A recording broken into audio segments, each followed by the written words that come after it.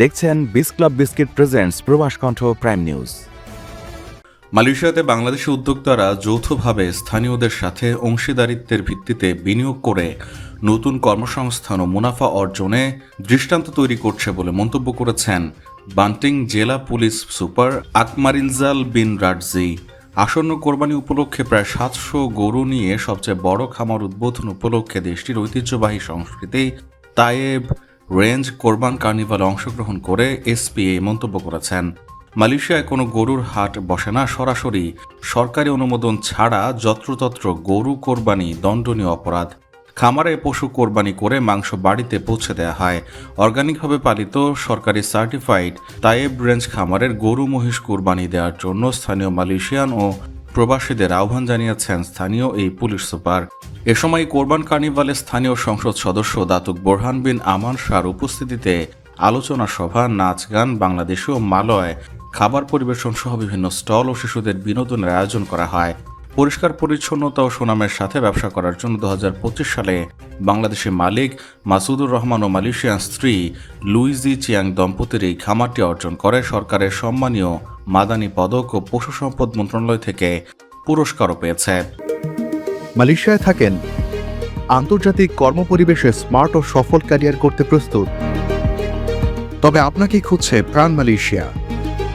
সমগ্র মালয়েশিয়া জুড়ে বিভিন্ন পদে আপনি হতে পারেন আমাদের পরবর্তী টিম মেম্বার। আপডেটেড সিভি সহ হোয়াটসঅ্যাপ করুন এই নম্বরে।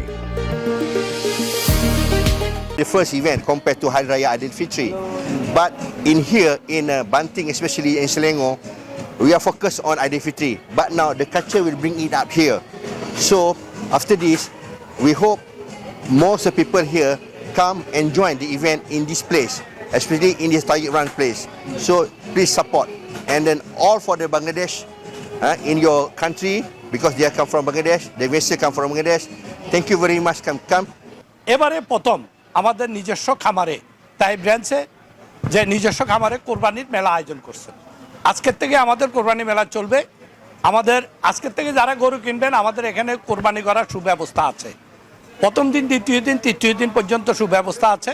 আপনারা সপরিবারে, বিশেষ করে আমরা যেহেতু বাংলাদেশিদেরকে অনুরোধ করব, আপনারা গরু কিনেন বা না কিনেন সপরিবারে আমাদের খামারটা ভিজিট করুন।